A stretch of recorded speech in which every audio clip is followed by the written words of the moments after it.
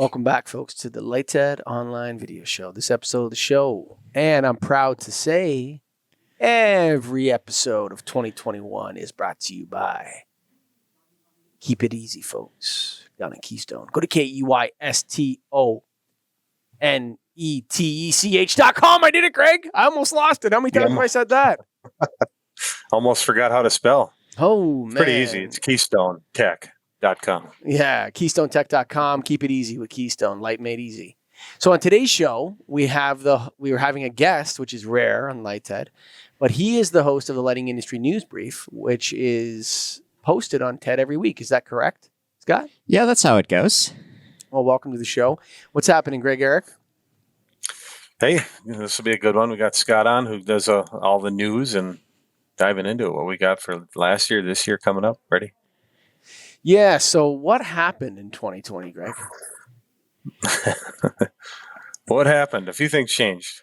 I mean, we could dive into all that. I want to focus on the lighting industry and what happened there is, the customer type changed a little to some degree, I think, for the lighting industry in terms of who could actually do anything. There's some customers that just had to shut down completely. Like you lost a whole customer base. There are companies out there who, let's say they focused on hospitality. Tough business to be in right now. Not getting a lot of lighting sales. So I think a lot of companies had to adjust what they were doing, look at who they sell to, who they work with, and work on the fly to get better and improve and sell to somebody, or else they're going to go away. So my Atlas was huge into hospitality. So we had a lot of restaurants and hotels that ordered from us. Lots of conference centers. That was like our power zone. But I had them all grouped into a category with commercial. They weren't a separate category. Yep. Now they got to be like, now it's like, that's a separate category of customer. That hospitality is a separate category now. Like you got to watch that because they get locked down. Those guys go down. They don't buy any light bulbs. They don't need any light bulbs, Right. Scott, what happened last year, bud? We saw everyone learn a lot about UV real fast. My white whale was this AMS Osram merger, but I think I'm the only one that cares. Yeah, you were mentioning to me that this morning that you're predicting in 2021 that Osram's going to sell off, or AMS's or whatever it is, going to sell off all those bits of Osram by the end of the year. Yeah, horticulture for sure is out. Like Fluence, that's going to be spun out or sold to somebody. Ooh, some speculation here on the show, Scotty. So Scotty follows the news all week, folks, so he's hot on those topics. Greg, what do you see for 2021, man? Yeah, I think it's figuring out where you belong in the industry, I think is more important than ever. Is a lot of even for myself, the last 15 years has been selling to everybody, anybody, anyhow, and getting after it. This last year, you've had some time to reflect, maybe that you didn't have in the past, and I think some of the intensity has slowed down, which I'm not sure I like much, but it's changed kind of how you do business in a way too. So you have to adjust to it. You have to be ready for it. So I think as a whole, companies are going to do business in a different way than they've done in the past. Is that a good thing or a bad thing? Time will tell on that. But I think that's what I see more than anything is people are adjusting. They're finding new ways to do business, and will continue to until they find what the right way is for them, or they'll get out and move on to whatever else they need to do. How important is leadership now?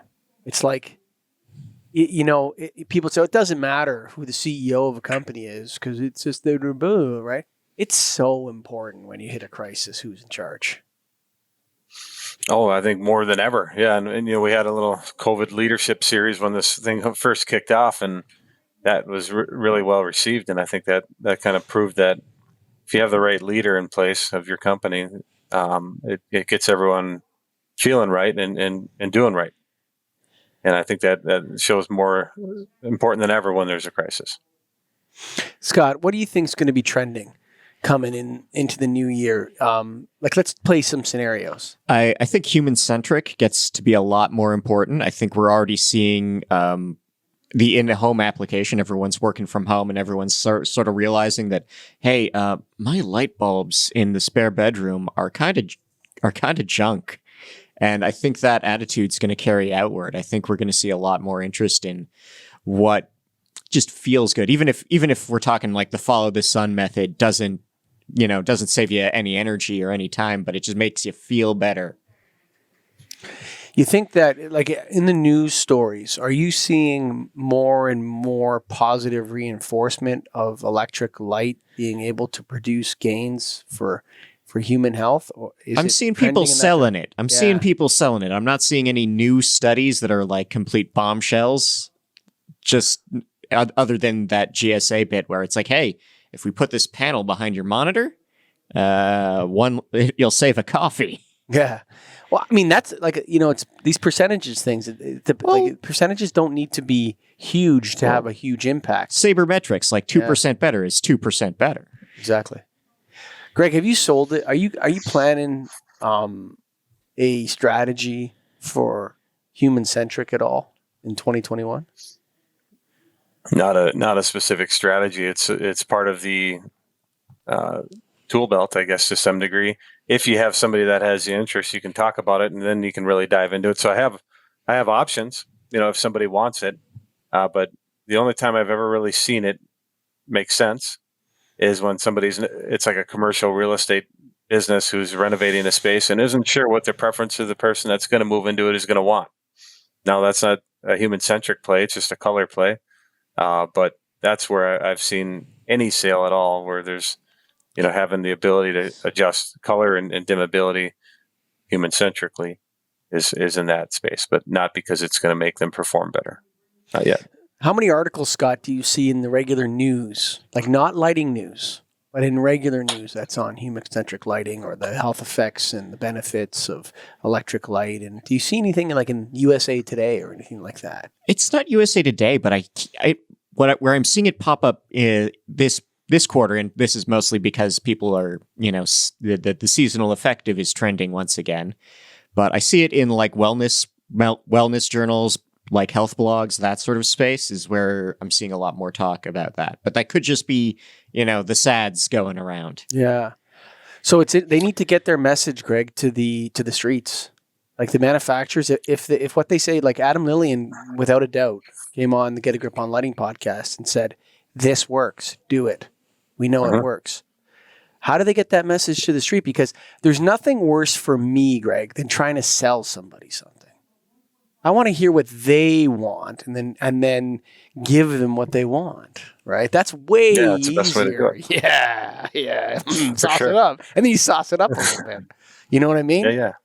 I think they need real world examples to point to and demonstrate and say, we did this, and because we did that, you get this. Now, I've said it before, and we've talked about it before. I don't know when or if we'll ever get to the point where we can accurately state that and quote that and say you're going to increase productivity X percentage or whatever it might be. But if you can have some real life examples, then we can start selling it. Then the word will be out on the street where people will notice it. 2 more categories I want to hit you guys with, unless you got something for me, Greg. Well, I do. Yeah. I mean, you're asking us, but you're the guy with the opinions. What the hell do you think is going on for 2020 and what's going to happen in 2021? Unless you want to hit the categories first and then go back on you. Yeah, maybe. Close it down. Yeah, maybe I'll close it down with that. Okay. So UV. Yeah, I like that. Okay. So UV as a sales strategy. Like, so my guys just took the courses in LS Evolve. And they're amazing. That LS Evolve module by Fred Van Leerop and Calantoni, and I can't remember if there's anybody else in there, but if you're listening, I thank you. But those modules are absolutely amazing. And so we know that upper air disinfection, passive and active, is great. Each EAC and just up there in the thing. Are we going to start to hear demand from customers for this? Like I said, I don't want to go out and sell, Greg. Are we going to start to see customers saying, I want upper air disinfection in our cafeteria or in our gymnasium, and I want it controlled or whatever, occupancy sensor? Are we going to see that? I don't know if it'll ever be that defined, because I have sold some units and it's not anywhere near defined. They just say they want to have some UV lighting to clean and kill viruses. And then you give them the options, and then they say, I like that one because the price and how it works. I've never had anybody come to me and say, I want the upper air one. It's the ones I've sold, to be honest, are the carts, because that's easy. It's straightforward. You plug it in, you know that when it's working, you know when you can shut it off, you know where you can move it to, and it's portable. So I think that's why we've had some success, not a lot, but we've had some. And so a sales strategy, we've attempted. We've told our customers we can do this, but not actively said you need to do this, and here's what you should do. Scott, what's the word on the street? I think there were a lot of hucksters with those wands. I think that's going to give UVC a bad rap, and it's going to get worse in about 2023 when people get sick of pushing those carts around and they just can't recycle them. That's funny. All right. So the next issue, you saw my prediction on dark sky, and are we like, about our association, we know about, people, the 5 principles of responsible outdoor lighting set out by the IES. Finally there was an alliance, and a holy one too. It's a holy alliance, right? IES and IDA have come together.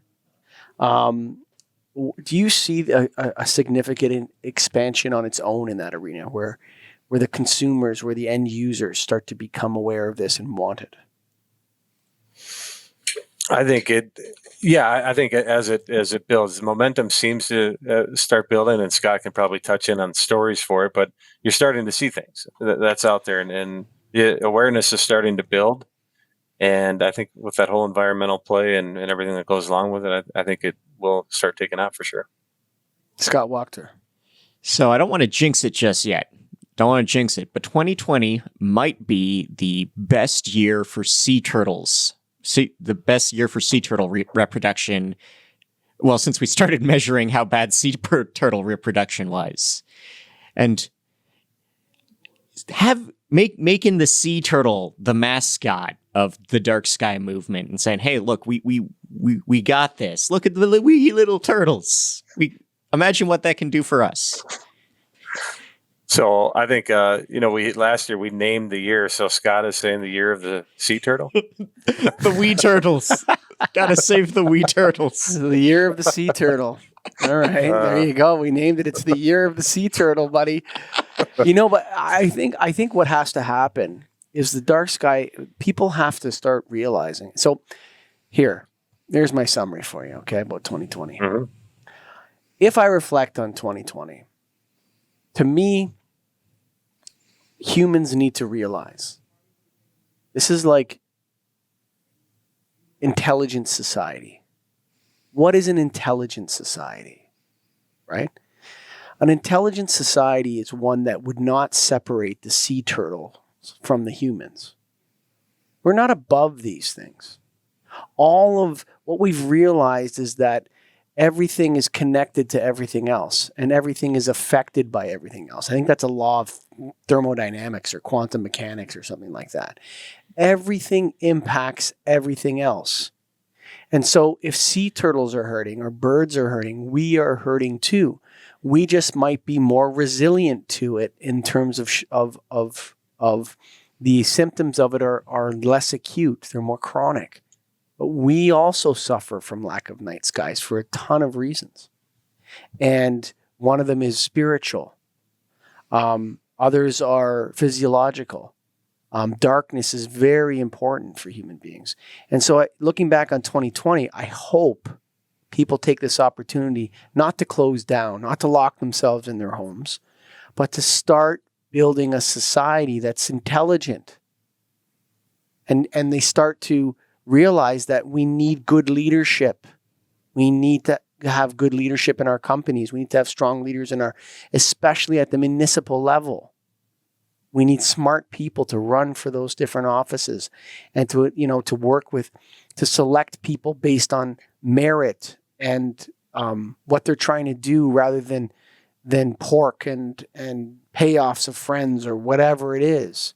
We need to become more intelligent. So in 2020, what do I see? I mean, I told Randy Reed that I'm not an optimist. And the reason why I'm not an optimist is because optimists always die first. Okay? Any tough time that ever was, the optimists always die. We're going to be out by Christmas. By Christmas, the war is over. Right? But what we've learned from history is that this kind of crises and these pseudo-cultural events that just mark epochs, the First World War, the Second World War, they take time to play out. They take time for the explosion to finish and then the recovery. We might be at the end of the beginning of this COVID-19 situation and how it affects us. It's not the beginning of the end. It's the end of the beginning. And 2021 might mark the end of the beginning as we move forward. But we need good leaders in our industry. We need to get the education to the people so we can make smart decisions. We need to transform the way we think about things.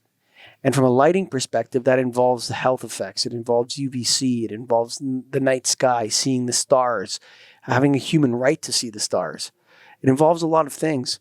The final point for 2021 is we should not underestimate the power of hygiene theater to contribute to ending, going back, or whatever you want to say, forging a restructured society where people can interact and congregate and come together and watch a hockey game and sit in a bar and eat chicken wings and get drunk and act crazy and go out with your friends and bar hop and go to the hotel and 2:00 in the morning and nobody's harassing you. We need to get that back in hygiene theater. People get confused. It's one of those things, Greg, that we come up with and nailed, and people get confused initially and then they're not sure what do you mean? It doesn't have to actually work? If it makes people feel better, it works. That's the most important thing. Its level of efficacy is irrelevant because you're not going to know what the level of efficacy is. It's the same with the health effects. The efficacy is hard to prove, but we know it works. So why not do it? Folks, keep it easy. That's all I can say, Greg. Keep it easy in the new year. And you know how you keep it easy? How do you keep it easy? You go to KEYSTONETECH.com. That's KeystoneTech.com. The easy people. That's right. Check them out. Thanks for listening.